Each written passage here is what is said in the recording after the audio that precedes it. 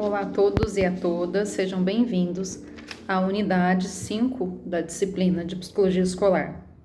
Nessa unidade vamos falar principalmente sobre as teorias de aprendizagem e sobre a relação professor e aluno. É importante que a gente compreenda que as concepções do professor sobre como o aluno aprende, como ele mesmo ensina, determina muito essa relação professor e aluno. É preciso compreender que há 3 teorias gerais sobre o aprendizado, e quais são elas? O inatismo, o empirismo e o interacionismo. Para a teoria inatista, o conhecimento ele estaria já dentro do sujeito. Essa teoria ela tem origem em Platão, que já dizia que o conhecimento estava na alma, cabia através da maiêutica e da ironia, que são recursos dialógicos, tentar trazer então essa verdade à tona. De todo modo, o inatismo ele toma como pressuposto uma submissão do aluno ao mestre. Para o empirismo, por outro lado, o empirismo que vem muito mais de uma filosofia moderna, se concebe o sujeito aprendente como uma tábula rasa. Essa é uma expressão importante, também utilizada na psicologia, que tem como base o empirismo, que considera que o mestre ali vai transferir, vai passar, vai transmitir o seu saber ao aluno que estaria aberto e sem conhecimentos prévios ou sem impressões ou sem opiniões iniciais sobre o assunto. Dentro dessa concepção empirista, embora ela seja um pouco mais aberta que a inatista, ainda uma forma muito engessada de se pensar o aprendizado e não há espaço para erro ou para criatividade, porque sendo uma tábula rasa, esse sujeito que está livre de qualquer impressão, ele precisa só reproduzir o que o mestre traz. E o que o interacionismo, por fim, traz? O interacionismo, a grosso modo, podemos dizer que ele se baseia em 2 teorias principais. A teoria da epistemologia genética de Jean Piaget e a teoria histórico-cultural, que tem Vygotsky como seu maior expoente na psicologia e também na pedagogia. O interacionismo, como a própria palavra traz, compreende que o aprendizado se dá na interação, na interação desse sujeito com os objetos, desse sujeito que aprende com o seu professor, que é considerado aí como mediador, e que o aprender ele é construção e não réplica do real, ou seja, o aluno ele vai aprender o que ele consegue aprender a partir de suas experiências e conhecimentos prévios. Ele não vai aprender exatamente como o professor aprendeu, porque cada um parte de suas experiências dentro dos seus contextos e essas experiências moldam também o conhecimento que eu terei a partir de então. O conhecimento também se dá por assimilação, segundo Jean Piaget, acomodação, que é quando as estruturas cognitivas elas modificam, além de assimilar, elas também se modificam para entender os objetos. E o aprendizado ele é necessário ao desenvolvimento. Para a teoria histórico-cultural também o aprendizado ele é necessário ao conhecimento e ao desenvolvimento, e além disso é muito importante tomar como base que os sujeitos são sujeitos históricos, culturais, contextualizados e que é preciso que o professor ele leve isso em conta e aproxime cada vez mais os alunos do raciocínio e do conhecimento científico, saindo do senso comum e indo em direção ao conhecimento científico. Além disso, há um conceito importantíssimo para nós da psicologia escolar, que é o conceito de zona de desenvolvimento proximal, ZDP, é um conceito de Vygotsky, que em sua obra explicava a importância de que o professor atuasse ajudando, mediando o aluno, impulsionando o seu aprender, de modo que ajudasse o aluno a partir do que ele sabia, a partir do desenvolvimento real, a aproveitar do seu desenvolvimento potencial e assim o aprendizado também levava o desenvolvimento adiante. Então, cabia ao professor atuar dentro dessa zona de desenvolvimento proximal, que diz respeito ao seu potencial de conhecimento, aquilo que o aluno está prestes a entender mais, prestes a alcançar mais, a partir da mediação do professor ou do colega.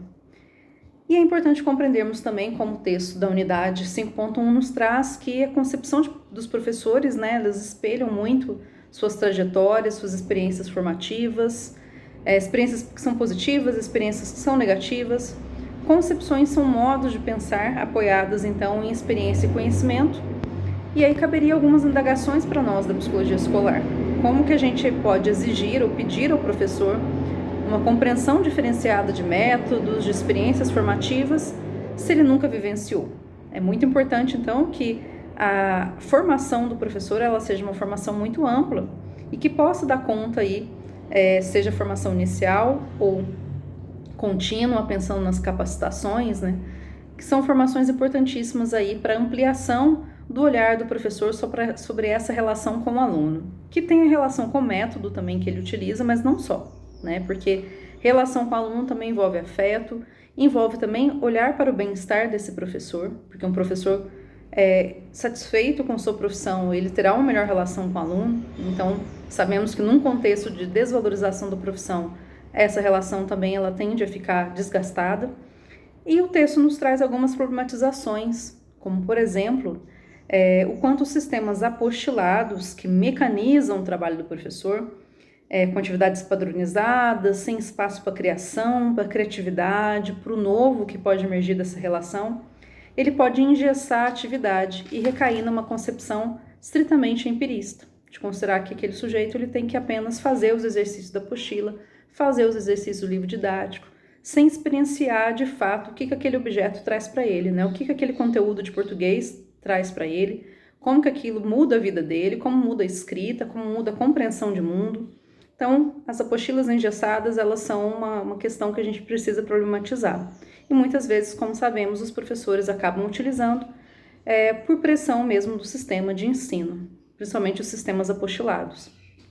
Pensar também que concepções muito comuns entre os professores, como o aluno não presta atenção, não tem interesse, ou ainda que vai cobrar, mas só para cair na prova, são posturas ainda muito distantes do que o aluno vivencia hoje, principalmente o aluno vivencia hoje na era digital, né? É preciso compreender que há outros e tantos caminhos, né, que se pode trilhar para se buscar o conhecimento, inclusive utilizando da tecnologia, não como um fim em si mesmo, mas como um meio para o conhecimento. Pensando também que práticas que são pouco adequadas ao momento que vivemos, né, elas não são práticas frutíferas. Então é importante, claro que é importante a disciplina, claro que é importante a leitura, mas também utilizar daquilo que o nosso tempo traz a favor da formação. Teorias de aprendizagem, é claro que elas não respondem a tudo, seja qualquer uma dessas que foram mencionadas, mas pensar que não há receita, né? Elas oferecem caminhos. Caminhos para se pensar essa relação professor e aluno. O quanto é importante se atentar ao que os alunos têm como conhecimentos prévios, essa atenção também aos seus contextos, aos seus repertórios culturais é muito importante. Uma concepção, por sua vez, mais interacionista pressupõe, então, um espaço para troca, troca de informações, integração de experiências, pode utilizar de outros formatos de organização das carteiras, como círculos, como atividades em dupla, aproveitando da mediação do colega, da mediação ali como ajuda do colega, que são formas de mediação para o desenvolvimento. Então, pensar numa sala de aula mais cooperativa, de troca, de reflexão, em que o professor também aprenda com o aluno. O texto nos traz algumas experiências, como alguns métodos específicos. Um método que se chama TAOS, ele se baseia na organização de materiais, exercícios preparados pelo professor e que depois serão discutidos, né, com o professor. O método PARES coloca hipóteses, trabalha muito com essa ideia de hipótese, que os alunos podem defender as hipóteses, mas também mudar, né, de opinião, mudar a própria hipótese para se aproximar mais do que está pensando. Temos também o modelo socrático, que tem o nome de Atenas, que pressupõe a reflexão, a problematização do professor sobre os assuntos, fazendo os alunos também refletirem. O método Eudorado, que também tem o professor como um partícipe aí dos processos interativos, ele também interage junto com os alunos, pensando no objeto de conhecimento. Em suma, mais do que a gente pensar que há métodos salvadores, porque isso não existe, né? É pensar que a sala de aula é uma experiência muito rica e que nós, da psicologia e da educação, podemos aí fazer uma escuta bastante atenta do que os professores trazem sobre essa relação, levando em conta também o estresse, levando em conta as condições de trabalho do professor, para que essa escuta de fato seja uma escuta que abra possibilidades, abra caminhos, que nunca são definitivos, que nunca são exatos, né? São caminhos mesmo de formação. A formação não é algo exato, né? A formação ela se dá aí em vários momentos e que inclui também as particularidades dos sujeitos, né? Seja então esses sujeitos o próprio professor ou os próprios alunos. E aí pensar que o professor orienta muito o estudante nesse processo de humanização. A educação ela tem função de humanização, né? E no contexto da tecnologia é preciso se atentar também a como utilizar essas ferramentas para a formação. Então elas nunca são o alvo, elas nunca são a finalidade, podem ser apenas os meios para a gente conseguir fazer uma formação melhor. Pensar também que cada fase do desenvolvimento ela tem especificidades, ela impõe uma relação com o mundo, então pensando o bebê ele é muito mais sensorial, a criança ela é muito mais concreta, um raciocínio mais claro, concreto, e o adolescente já consegue ter um raciocínio mais formal, né? Então também poder utilizar dessas estratégias da psicologia da educação para a relação ali com o aluno. De todo modo, é importante que haja, para além, né, da transmissão de conhecimento, e pensando que é necessário ir além, é importante que essa relação professor-aluno seja uma relação que fomente a compreensão e que faça sentido, né? Que o aprendizado faça sentido, que essa relação ajude no aprendizado. Nesse sentido, é muito importante compreendermos que professor e aluno estão ali, né? Dia a dia, face a face, com descobertas, mas também com tensões, com momentos difíceis. E que tudo isso faz parte também do momento de formação. O importante é abrir a escuta do aluno, abrir a escuta também para o professor, né, para que ele tenha no psicólogo um ponto de apoio e de reflexão. Por hoje é isso, obrigada.